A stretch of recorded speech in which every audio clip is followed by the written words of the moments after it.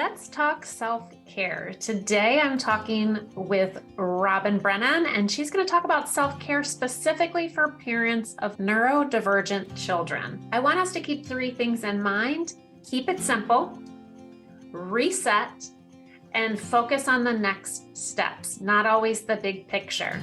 As a mom of three and one that has had to support and advocate for their child, this is a really big thing to learn, to know. Self-care does not always have to be a big adventure. It doesn't have to be something that's overwhelming or takes a lot of planning. You're going to learn in this episode, so stick tight, how to use micro moments of self-care to help make it a better day.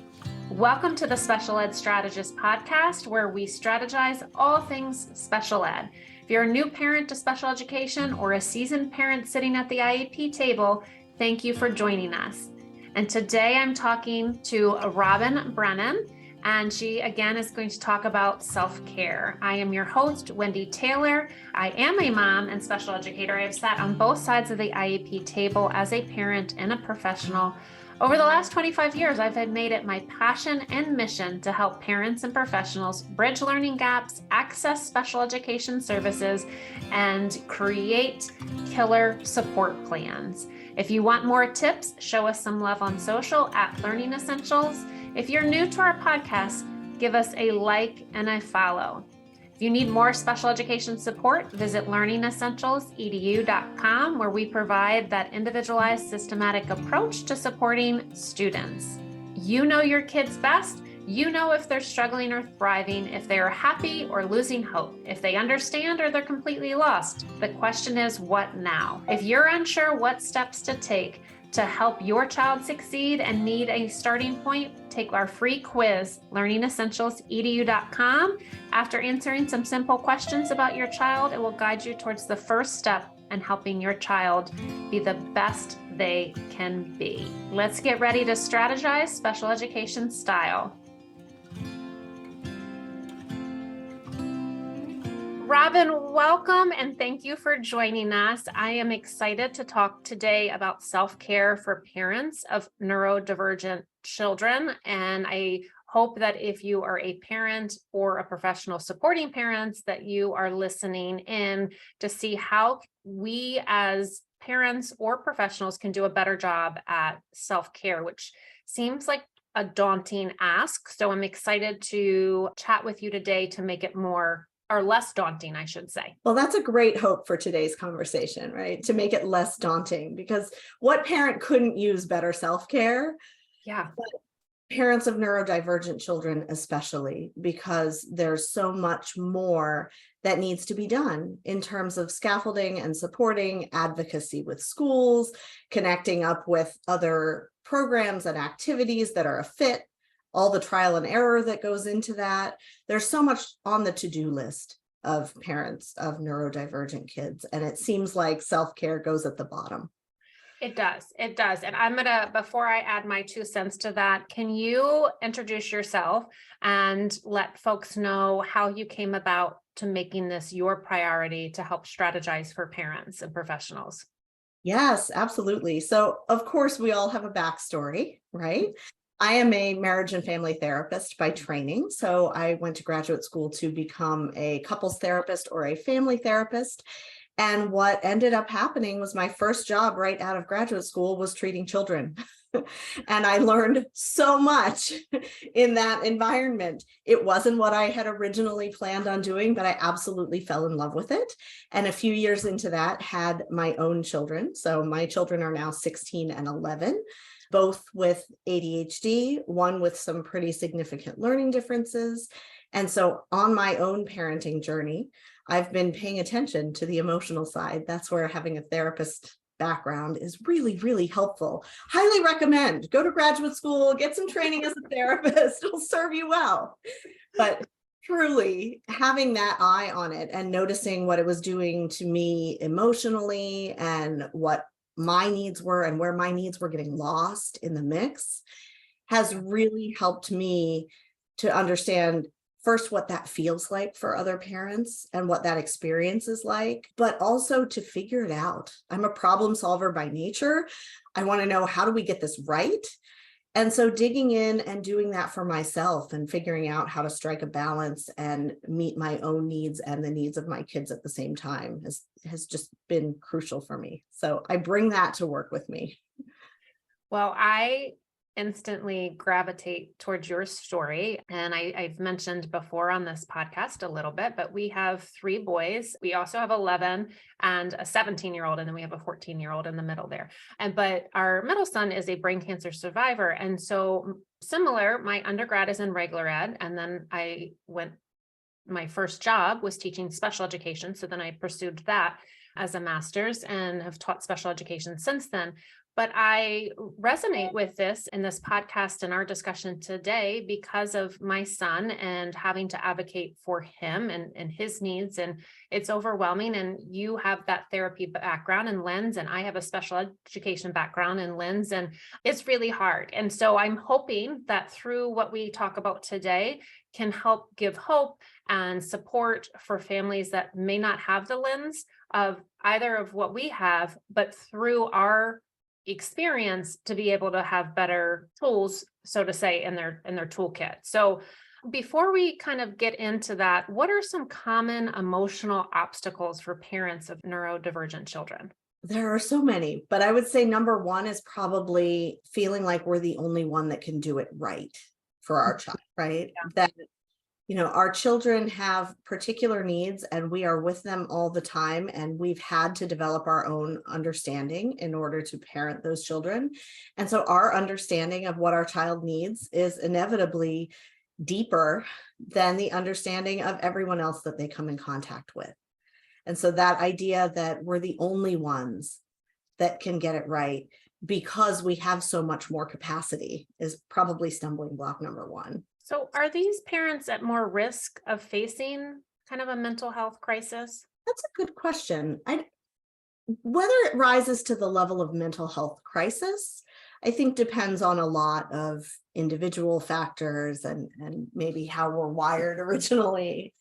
But I think a crisis in terms of chronic anxiety, for sure. That worry of whether my child is going to be able to make it in the world with other people around them rather than me by their side. That fear of, will they ever get there when they're lagging a little bit behind what we see their peers doing or what we perceive that their peers are doing, whether or not their peers are actually able to do those things on their own. So I think that crisis of anxiety is a big one. And there's also that layer of, if I don't find the right services, we're going to waste our money. If I don't find exactly the right programs, my child is not going to be prepared for this or that. So there's that piece of, I have to study everything and know everything about everything. And then I'm still worried that that's not going to be enough, that my child is still not going to be okay. Yeah. And you still have that other layer of other kids in your house. Well, Sometimes, right? If you have other children and then you have, multiple children that have, and people have said, oh, you have 3 boys, they must have the same personality, regardless of any kind of impact. And I just laugh and I'm like, they're not even in the same book. They're like on different shelves in the library. Like they're just so different. And so then you have that layer and just being a parent. And so it gets complicated, right? yes, it gets complicated fast. It really does. And sometimes it feels like doing right by one child is doing wrong for the other or another. Yeah. So there's a huge amount of responsibility for parents of neurodivergent children. Can you describe what you see this feeling like for parents? Like, is it healthy to communicate how burdened they may feel, or, who should they communicate to? Like, what does it look like and what should they kind of go for? It's absolutely healthy to communicate what this feels like. It's tricky sometimes to find the right listeners. Other parents of neurodivergent children make great listeners in this situation, but it's also possible to have family members and other people around you arrive at enough understanding to really realize and recognize what it's like for you, but that requires your communication. If you don't share how difficult it is, they're not going to know. They're not going to make that assumption on their own. They're going to assume parenting for you is like parenting was for them or is for them. And that's not necessarily true. So the only way to have other people really understand and hear your experience is to communicate your experience. And when that doesn't happen, you end up feeling very burdened yourself. You end up feeling like everything is on your shoulders. You have to carry it all alone. That's a very isolating feeling. It's also really exhausting. And it can get to a place where you start to feel anger toward your child for having needs. When it gets to that place where you start to think to yourself, they're doing this to me, then it's a time to really have a professional be the one listening, to talk that through for yourself so that you can do some healing and move forward in a different way. So how can a parent start that communication in a way that they feel that the person that they're speaking to is receiving that information? Like, how do you start that conversation about your child when you are probably struggling within yourself of how to navigate everything? And how do you start it with in a way that it's, positive and healthy and not just let me give all this to you? Yeah, absolutely. And as moms, oftentimes, and of course, we're talking to dads too in this conversation, but oftentimes moms are really great problem solvers. They jump in the moment and fix all the little nuts and bolts, right? Cut the crust off the lunches and all those kinds of things. And so when you're talking to your mom friends, sometimes they're going to want to jump in and do all the problem solving and tell you to try this resource, or maybe you need sleep training, or do this or do that. And so framing the conversation in a way that lets them know what you're looking for from them is really helpful. So saying something like, we're going through some really tough stuff with so-and-so, your child, right now. And I would really, really love to just be able to share what that feels like. Can you listen for a moment? Like, can I tell you about that a little bit? Because it's feeling like a burden to me. It's feeling like I'm carrying it emotionally. And I would love to just be able to share it and have somebody know what we're going through. So being able to frame it like that. There's also another key piece in there. We're going through something, right? It's not that your child is a burden. It's that the situation is difficult, right? It's not that your child is a burden, and it's not that you're failing at it. It's that the situation is difficult. You're going through something together as a family. And that's true of everyone in the family. Everyone in the family plays a role in handling what you're handling. It's definitely a family system. How would you then talk to siblings about it? If there are siblings in the home and there's, whomever is struggling, it impacts the whole family. So how do we communicate that to siblings in a way that makes sense to them? Yeah, and that's going to depend a little bit on the age of the siblings and how much you're comfortable sharing. A lot of times families feel like something like an ADHD diagnosis is personal and not to be shared. And that gets really tricky because as a family, you're that inner circle. You have to know a little bit about what's going on there. You have to understand that there's a reason that someone does something a little bit differently than someone else. And so whether you use that specific language or not, whether you use the diagnostic language, it's really important to share, it's because of how this person is wired that this is happening. However, we understand that it might be like this for you. Like, I'll give an example from my own life. So my older one, when frustrated, tends to scream, just like spontaneously, scream. That's really startling for my younger one. And so her experience in that situation is of being startled and being screamed at and being scared in the moment. And as her mom, I have to have some empathy for that and really support her in that. At the same time, that I'm saying, we can work on the impulse control piece. We can really encourage this to be done differently, but he's going to make mistakes and he's still going to hit a moment of frustration where that scream comes out of him. And so empathizing with my younger one is about really being able to say to her one-on-one, this is really hard. Tell me what it's like for you and how can I support you or help you in this situation? Yeah, and that's, I think, incredibly important. And I know just for us, so our son was in the hospital for 40 days, and when we were about to leave, I don't know if it was the oncologist or the surgeon or somebody, we were just thinking, oh my gosh, like, what do we do here? And they said, well, you still have to parent, right? Because you are like, it's your baby and your baby, and so you still have to parent. And so with that and what you just said, are there some parenting strategies that you like to teach or share to help parents who have neurodivergent children? Ooh, teaching emotional regulation from a young age is really important, but you do that by making your own emotional regulation visible. So when you're starting to feel yourself get tense in a situation, stopping yourself and taking that really nice, slow, deep breath. Sometimes, depending on how your child is wired, they may need you to explicitly point out that that's what you're doing. You may need to narrate it. They might not just pick it up in the ether like some kids do. And so you might have to be very specific, like, oh, I'm feeling this tightness in my chest right now. I think that means I'm getting mad. I'm going to take a deep breath. Will you take it with me? And then you just take this nice, slow, deep breath. So you're teaching that it's okay to notice what's happening with you emotionally and stop the action in order to handle the emotion for a moment. And that's something that we really need to keep teaching our kids as they're growing. Later on, we want them to be able to do that on the playground before they hit somebody else, or, in a job context when they're adults. We want them to be able to recognize what's happening in their body as cues of emotion and step back. And that can be really, really hard for our neurodivergent kiddos, especially.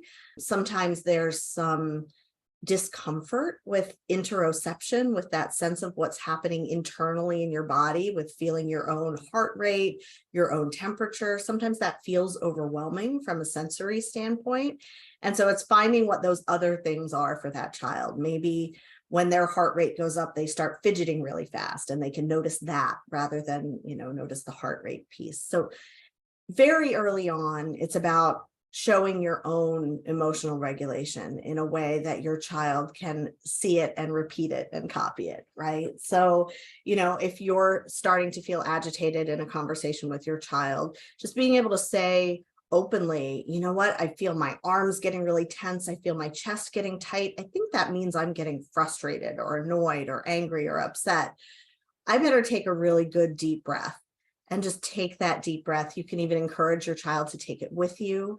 Our neurodivergent kiddos especially sometimes need us to point out explicitly what we're doing. Some kids will just pick that up from watching us and know, and other kids need it really spelled out and given to them step by step. And so adding the words to it, really narrating what you're doing, can help a child get the message in a moment like that. And then, of course, we want them to keep getting those messages as they get bigger and bigger. We want them to be able to check on their own body signals to prevent an explosion on the playground or even in the workplace as they get older. And we want them to be able to take that step back and do things that regulate them. Sometimes from a sensory standpoint, having that interoception, that internal body awareness is uncomfortable for some kids. I see that especially with some of our kiddos that are on the autism spectrum, that feels uncomfortable, the idea of monitoring their own heart rate or monitoring their own breathing. And so as you get to know your child, as your child is growing, you're to look for those external signals that child shows in that moment. And you start to know, okay, if we're fidgeting faster, that means that there's a higher level of emotion and we should pause and do this. So it might be something that they can notice their hands doing or their feet doing or notice themselves doing in some other way that can give them that body cue that they maybe need to step back and re-regulate before they get back into a situation. I like that. And so then is there anything else in addition to emotional regulation that would support parenting strategies? And, I know our focus is self-care, but I kind of want to just to lay a foundation of what this could look like as before we start hopping into self-care. Yeah. So emotional regulation is the foundation of everything, right? Yours and your child's. So we've got to get that going first. Even when we have families coming to us for therapy, when they're coming for child therapy, we often start with parenting therapy. We almost always recommend starting with parenting therapy. And one of the first things we want to make sure parents have is their own reset button, their own way that they can re-regulate and then get back into a situation. Because if you don't have that, if you can't reset in between things like that, then you're just daisy chaining stressor to stressor to stressor to stressor all day long, and things get progressively more frustrating and more upsetting and more difficult to handle as you go. And so that emotional regulation piece is really, really the core of it. When it comes to parenting our neurodivergent kiddos, often they also need us to be teaching aspects of executive function. And that means looking at where your child is struggling, getting really good information from professionals about that. So getting those assessments, getting the neuropsych assessment, getting the speech language assessment, getting those details that you need to really understand where the struggle is important. And then thinking about where you want your child to get to in terms of functioning, and then backing it way up to that first tiny little step. Often we're comparing where we are and where we want to be versus where we are and that next little baby step toward where we want to be.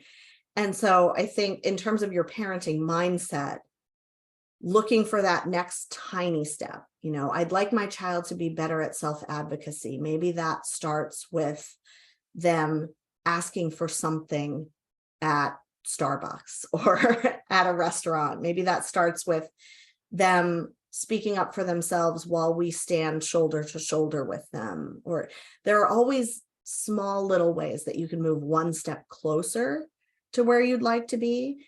And as a parent, it's really crucial to keep your focus on what that next little step is, rather than that long-term milestone that you're headed for. Because if you're comparing all the time against the long-term, you're always going to come up short.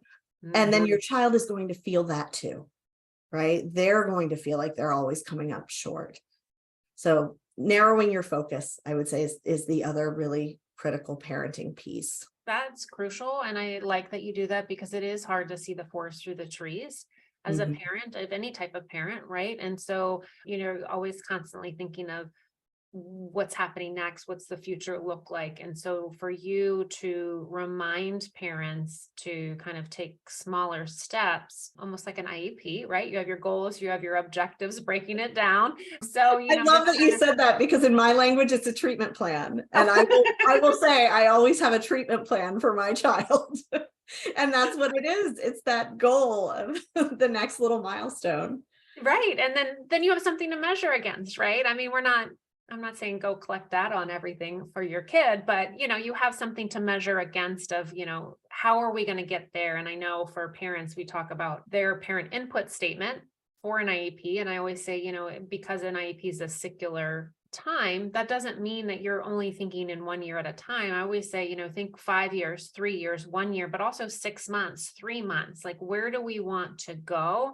And as a parent, that can be pretty overwhelming, right? In terms of that. So I think keeping that in mind in terms of just taking those smaller steps can be helpful to reduce that worry and that stress. But can you tell us, from your point of view or definition of smart self-care? Yes, absolutely. I want to add one thing to what you just said before I do that, though. Please. Something to measure against also means something to celebrate. Yes. When we add a milestone, we add something else that we can celebrate. And that's an opportunity for that child to have that sense of achievement.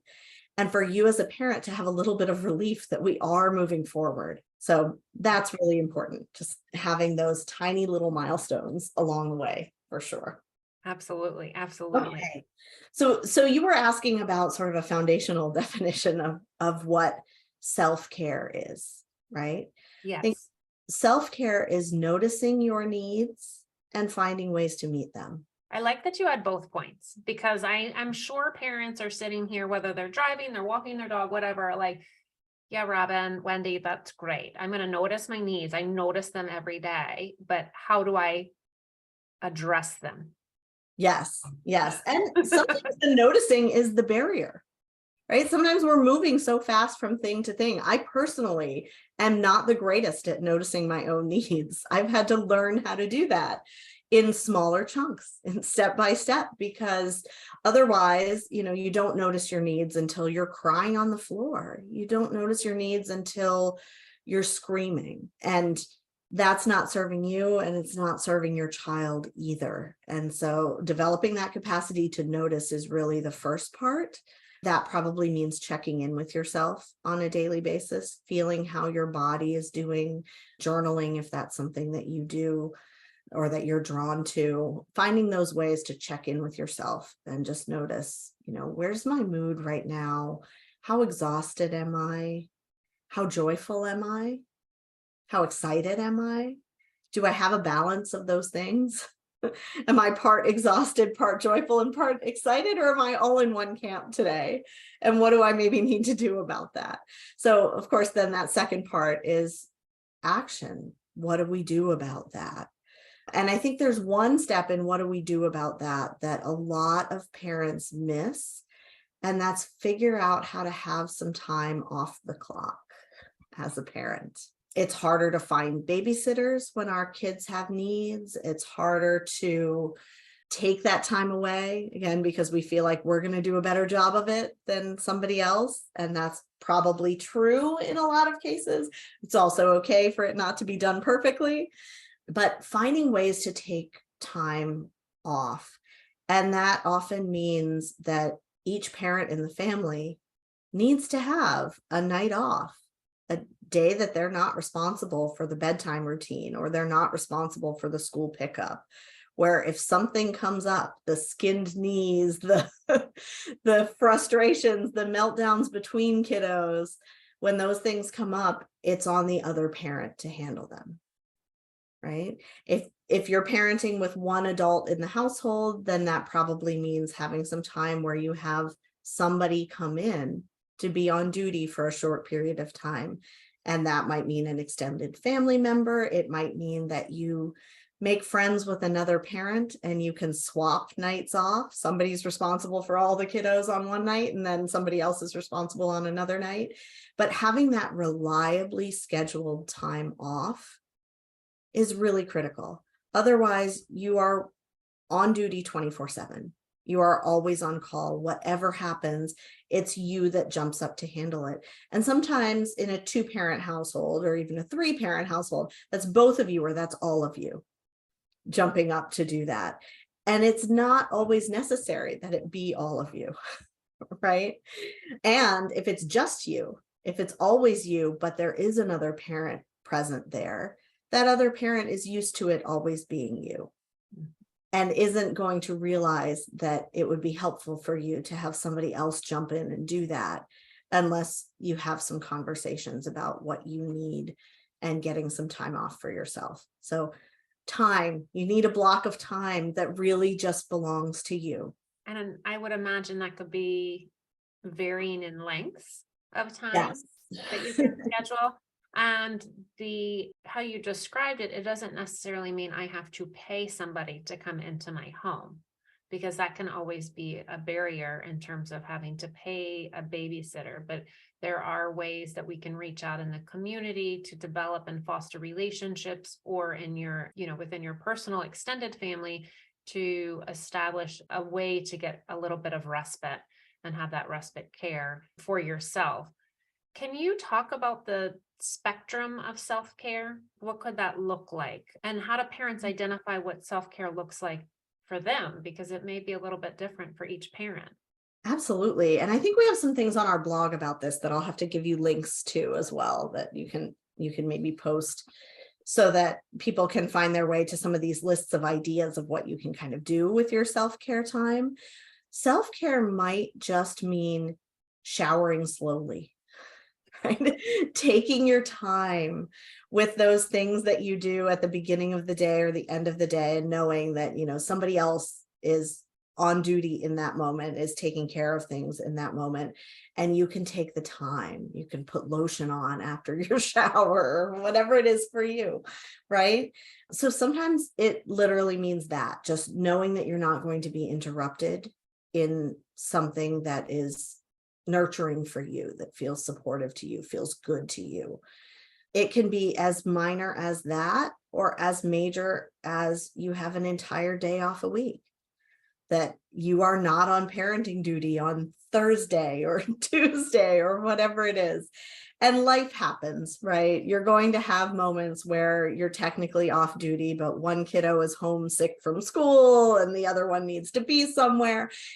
There are going to be moments where you get pulled in, but those moments should be the exception, not the rule. So, you can have that mindful shower routine, you can have a full day off, you can have anything in between. It can be, between 4 and 5 p.m. mom is doing yoga, or dad is listening to his favorite podcast, or we're taking a walk, or we're doing something that just feels nourishing, rejuvenating. There's a word I'm looking for in here, like refreshing. Something that's your reset is really what I'm looking for. So it can be a short amount of time, it can be a long amount of time. You can set it up in a way that works for you. It can even just be a little bit of extra time in your car after you drop kiddo off somewhere, sitting in there and listening to music that feels really good for you. You can match music to your mood. You can match music to the mood you want to be in. You can put on something upbeat and energetic when you feel the need for that boost in your energy, or you can put on something relaxing and calming when you're feeling like you're stuck in go, go, go mode and you can't slow down. There is something powerful about being in your car. With, just unattended in your car. I tend to listen to podcasts. Shocking. It's we're recording a podcast, but there's something powerful about that, having my cup of coffee and just, right. in the car. There's nothing sneaky about it. As parents, we feel like we're stealing that time. Like we're supposed to be doing something else with it. We're supposed to be folding laundry or making amazing organic home cooked meals or whatever it is. So much pressure. Yes, it's too much pressure. It's absolutely too much pressure. And that time belongs to you, and having you grounded and well regulated throughout the day does so much more for your child than any other task you could do. It really needs to float to the top of that priority list instead of the bottom. Can you talk about the relationship between healthy self-care for parents and neurodivergent children? Yeah. So this is a relationship that really easily gets out of whack. Because with neurodivergent children, we need to do a lot of scaffolding, right? We're supporting them in keeping track of their assignments. We're sometimes supporting them in finding their clothes in the morning and getting dressed. We're supporting them in remembering to finish eating their breakfast. Like there are so many things that we feel like we're on duty for as parents. So I think that balance is really about noticing when you're on duty for something and taking a few moments off duty to kind of balance that out. Noticing when what your child is needing is kind of taking over all of the time and there's no gap in there. That might mean a couple of things. It might mean that your child needs some more outside support to develop that skill that you need them to have in that moment, or that you're hoping they can have in order to be a little more self-sufficient in that moment. It might also mean that the ask is too big. We were talking about those baby steps forward in your child's development, especially their development of executive function. And sometimes we're scaffolding a lot because we're trying to get our child from where they are to 5 steps ahead of where they are, instead of to 1 step ahead of where they are. So just attending to that, to how much you're filling yourself in to close the gap. Sometimes it's the gap in your child's functioning. Sometimes it's the gap in services that are being provided by school or somewhere else. The thing is, our kids will get there. They will get there on a different timeline.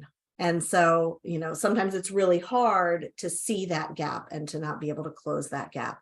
But if you try to close that gap with yourself, with your time, 100%, and you end up without time for self-care, then it's time to reevaluate that a little bit.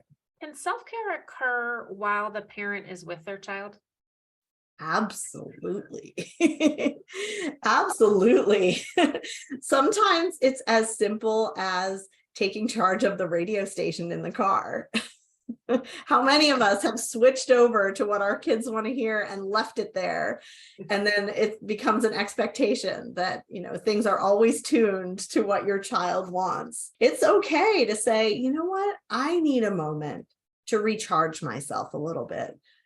I need to tune over to something that's fun for me, or that I enjoy listening to, or we need 5 minutes of silence right now so that I can breathe a little bit.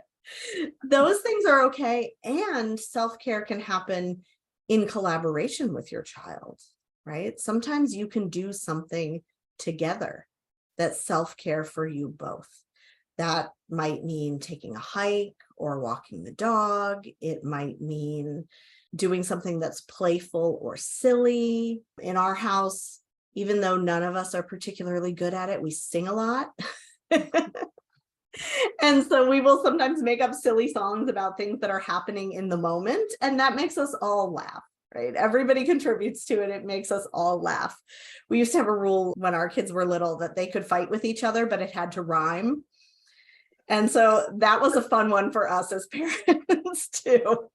And it slows them down enough that they're not just yelling off the top of their head. They're truly trying to make it rhyme with what their sibling just said to them. And it turns it into family fun, right? It takes something that's stressful and makes it enjoyable. And that's really what self-care is about. Little moments of enjoyment, little moments of peace. I think that's brilliant, making it rhyme. Yeah. Feel free to use that one.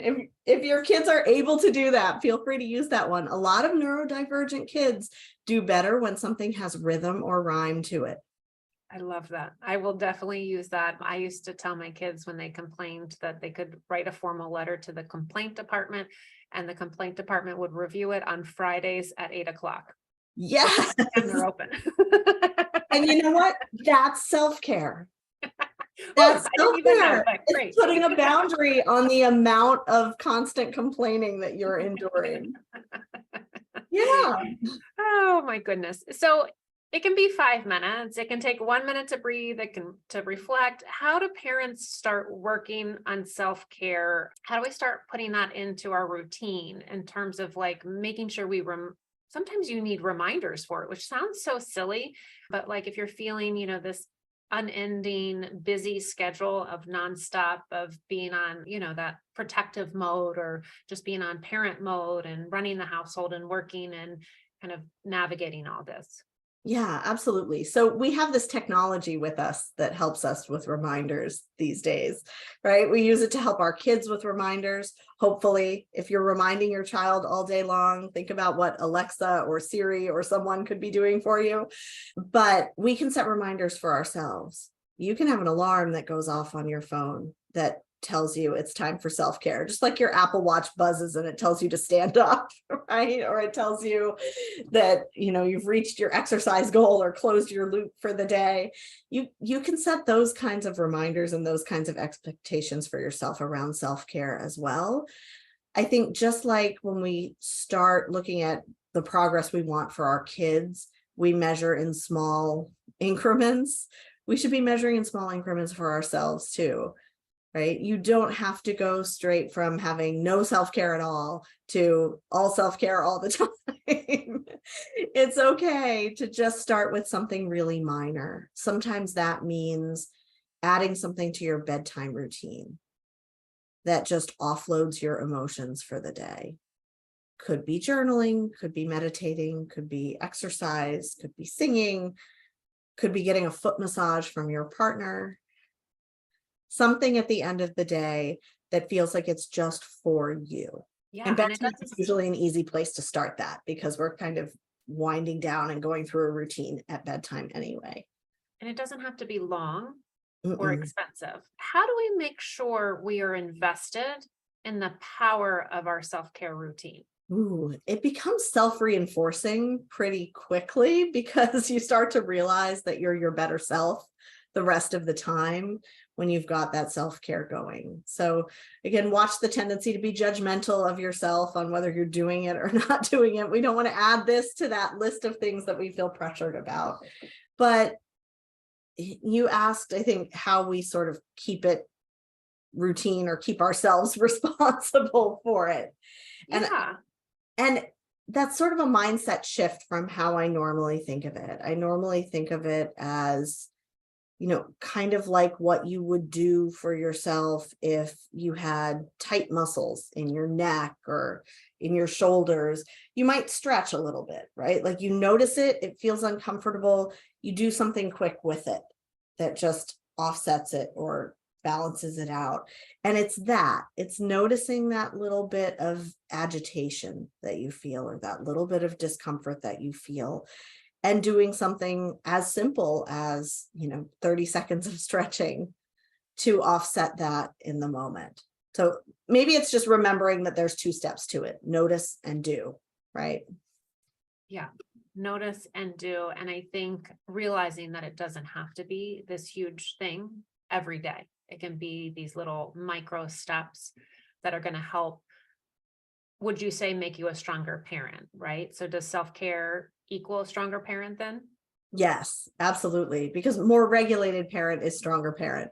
None of us are our best selves when we're frustrated, exhausted, and upset. How does this give us self-empowerment? Ooh, I think it puts you in touch with the power you already have, right? It makes you aware that you have a little bit more control over your situation day to day than it feels like you do.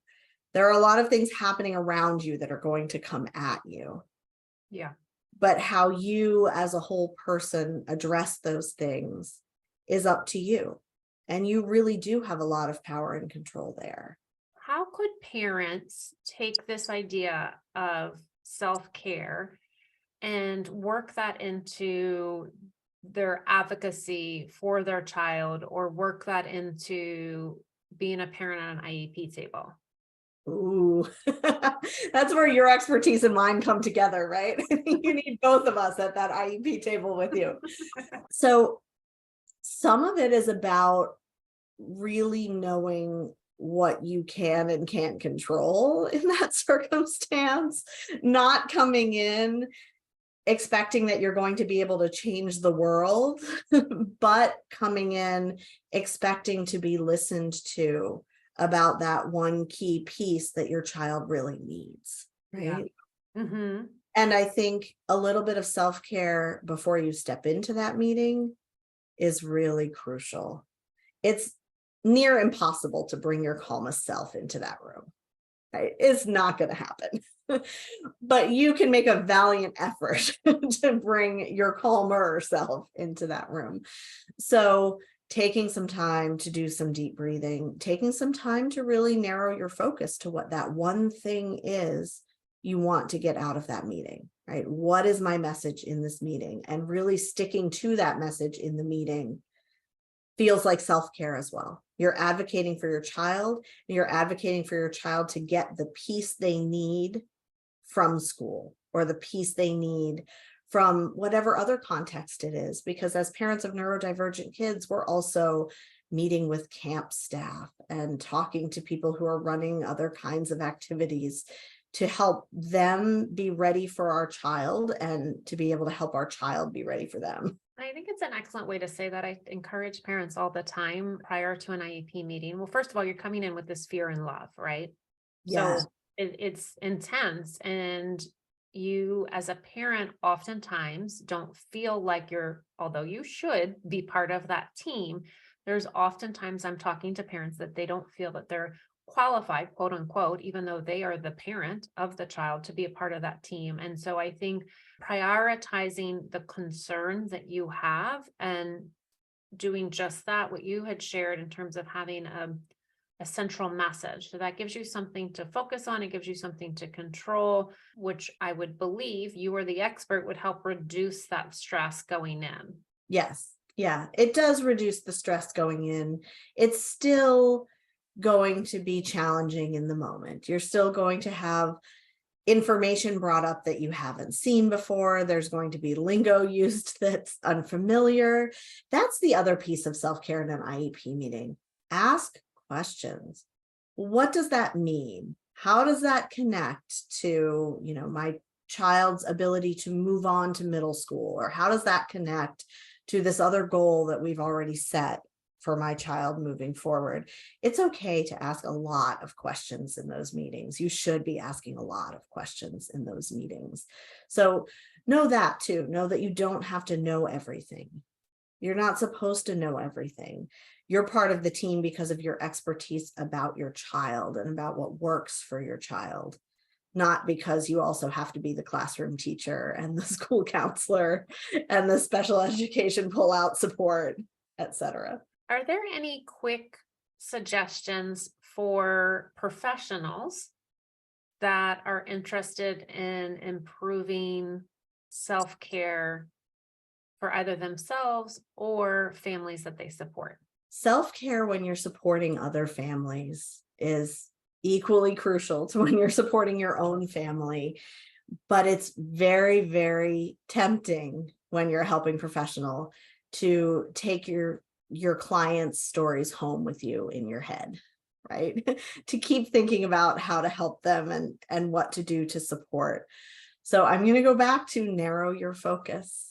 Remember what your one task of the moment is with that particular family, for that particular family. Where are we trying to go right now? And then when we accomplish that, we can go the next place.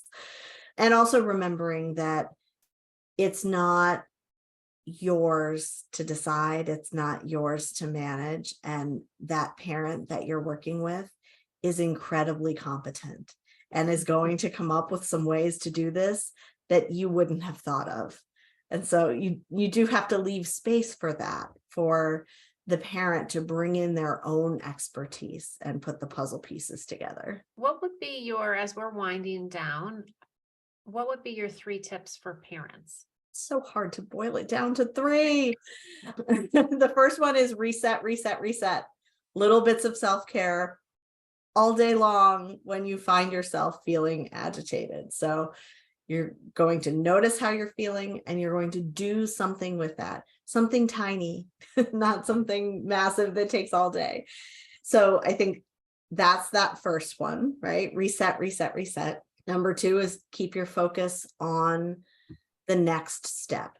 Keep your focus on the next thing you're trying to accomplish, because the big picture can be really overwhelming, but the big picture is made up of all of these tiny little pieces, and you're putting them in one puzzle piece at a time, right? And I think number 3 is, if you're finding yourself having a hard time prioritizing you or understanding what you need in this context, work with a therapist. We can really help you figure out where your stuck points are and what it takes for you to feel like you're doing your best parenting work and like you're living your best life with the circumstances that you have. Is there anything that a parent should ask if they're hearing this and they're saying, yes, I know I need to work with a therapist? Is there anything, as they're trying to find a match, what would be your advice for a parent that says, you know what, I'm in this situation, I'm parenting a neurodivergent child, I am not feeling like I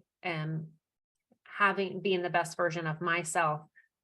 What type of therapist would somebody look for? Is there little tips that you have?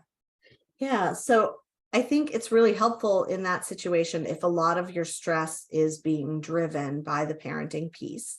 And sometimes it is, sometimes it isn't. But if a lot of your stress is coming from there, I think it's really helpful to work with a therapist who also works with neurodivergent children. someone who understands what that's going to look like and has some empathy for your process in trying to put all those puzzle pieces together on your own, right? So someone that has a little bit of that expertise.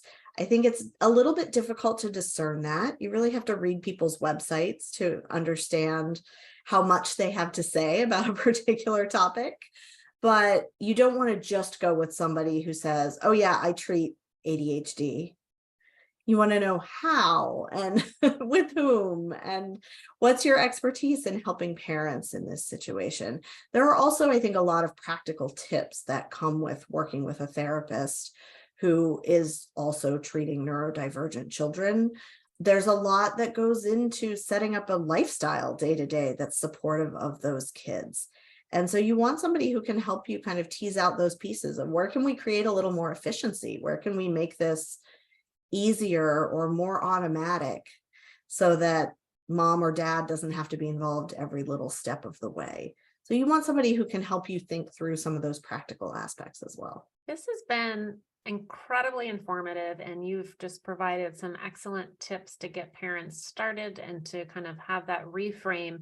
Is there anything else that you would like to share with our listeners that I did not ask or know enough to ask?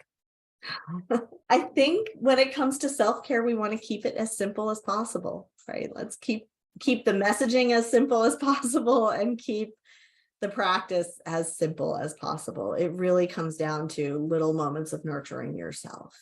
And so keep the focus there. Don't feel like you have to add yoga and journaling and meditation and everything else to your to-do list. Just do it moment to moment, in the moment when you notice you need to do it, right? And as you do that, you'll start noticing more and more, and you'll start being able to take those small actions more and more.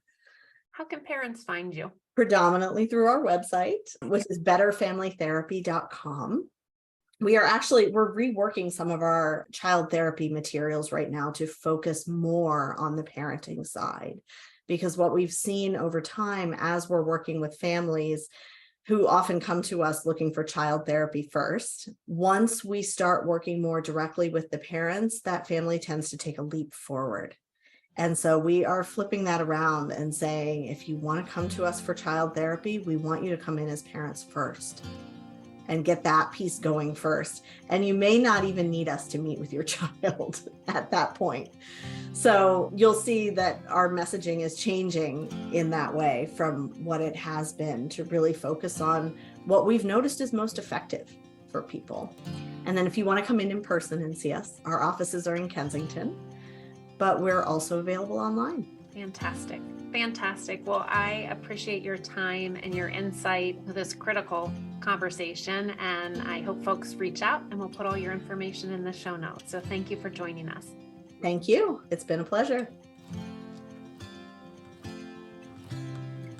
Thank you again for listening. My big takeaways from this podcast really are just that. Try to keep it simple. Work on emotional regulation for your child, for yourself, pressing that reset button as often as needed. And again, it doesn't have to be something huge. It can be something little, simple as listening to your favorite radio station, walking outside around the block really quick. So thinking about ways that you can really be mindful of what is going on in your body as a parent, and then being able to put that into action. And again, it could be something quick or it could be something big. Either way.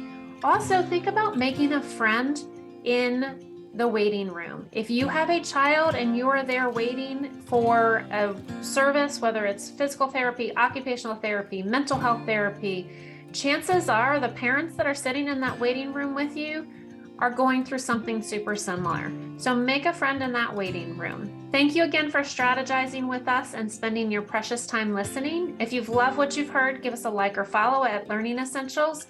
Looking for free tips? Head on over to learningessentialsedu.com. You can download how to prepare for an IEP meeting.